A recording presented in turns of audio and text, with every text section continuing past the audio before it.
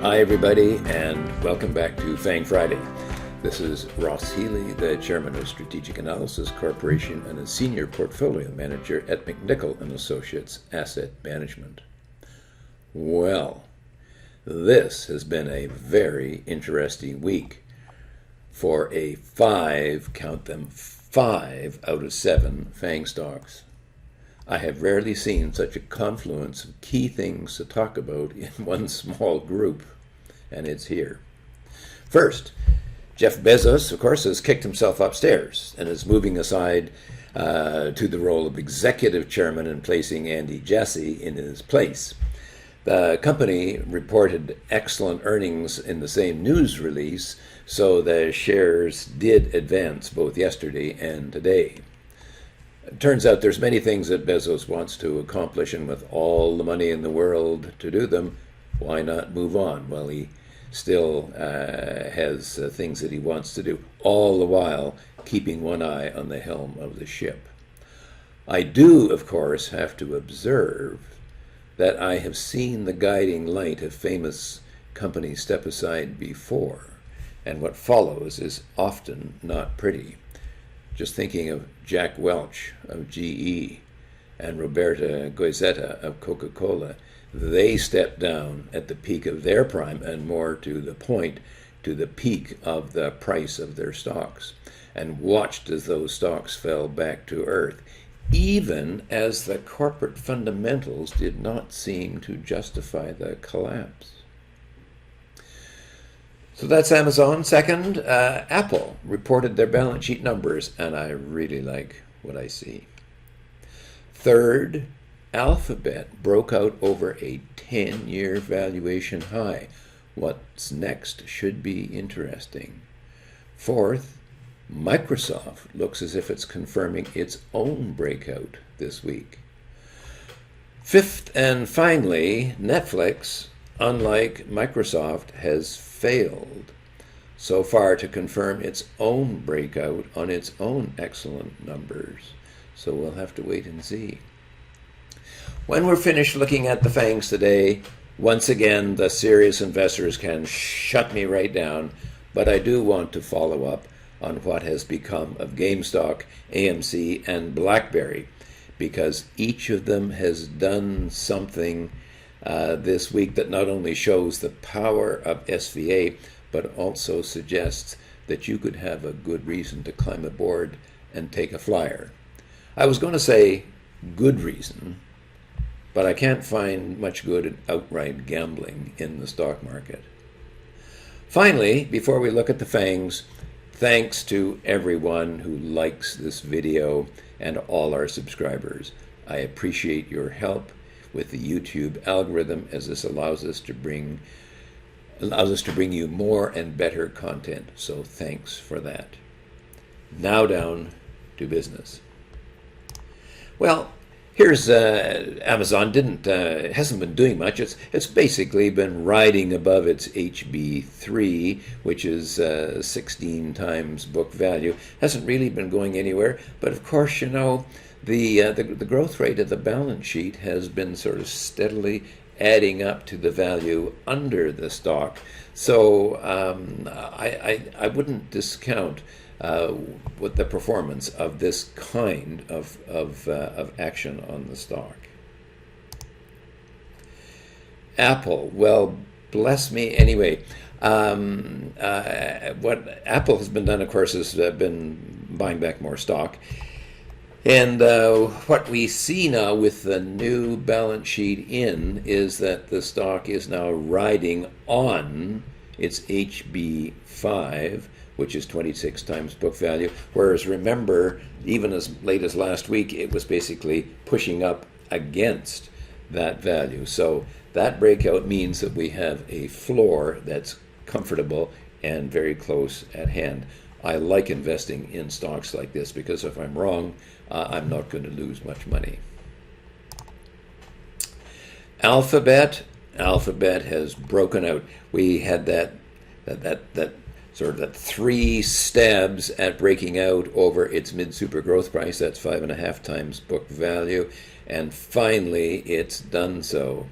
I suspect that this probably counts a good deal higher than we're seeing right at the present time.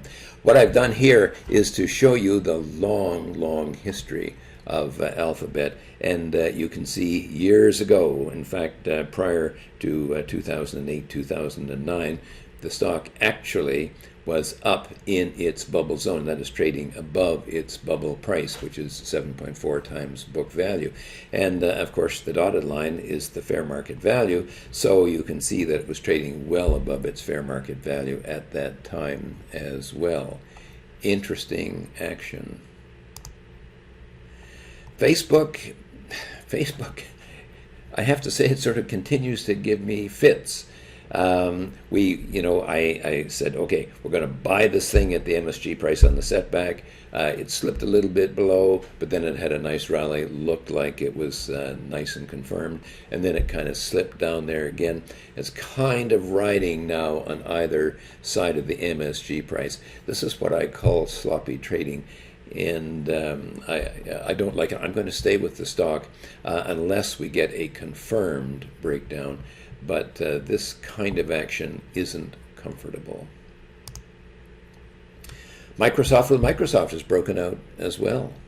Now, not nearly as decisively, let's say, as Alphabet, which has had a big run, but it's broken out and it's held nicely above its HB2 price. That's 12 times book value, and I would buy the stock. I would put it in my FANG portfolio if I didn't have it at this point.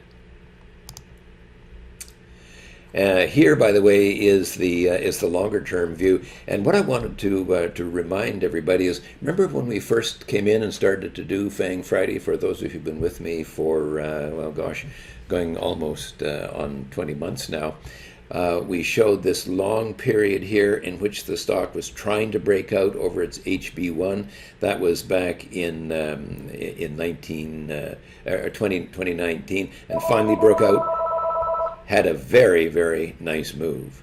Well, the stock was a little sloppy this time around, but it looks as if it might be doing the same thing again, in which case then the potential for a move to the HB3 might well be in the cards. I would stay I would buy and I would stay with Microsoft for now. Netflix, well, gosh, what am I going to say about Netflix? It had beautiful earnings numbers. The stock leapt up to and over its HB4 and simply hasn't been able to hold. I did not get a confirmed buy signal on the stock, and as a consequence to that, then it would not be in my hypothetical FANG portfolio.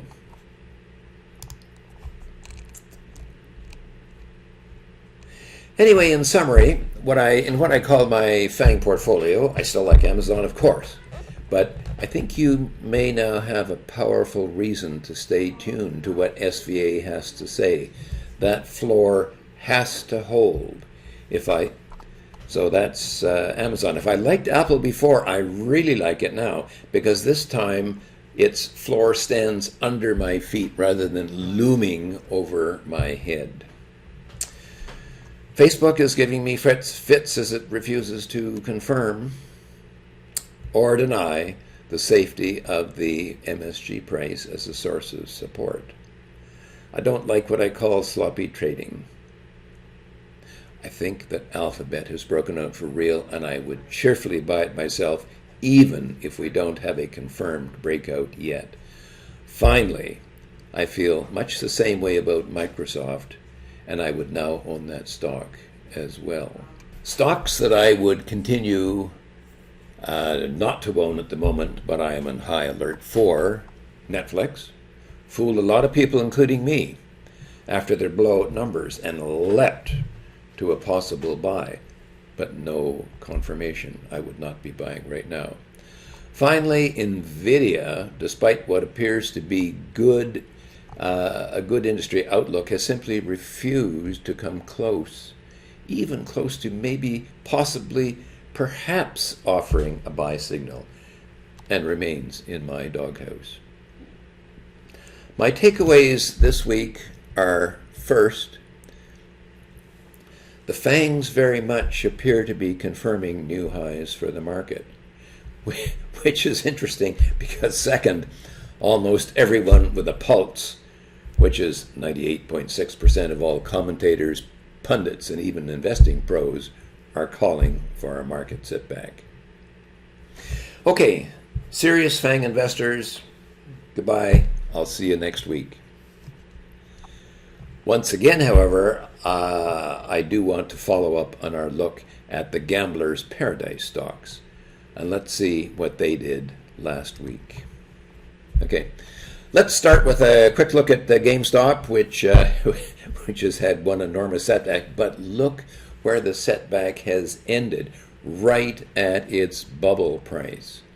And the stock now appears to be trying to rebound. And that, by the way, makes a lot of sense because the bubble price tends to be a very strong support level. Second, looking at AMC, it too has had a nasty collapse in the past week, but look where it stopped too, right at its growth price, another strong support level for the market.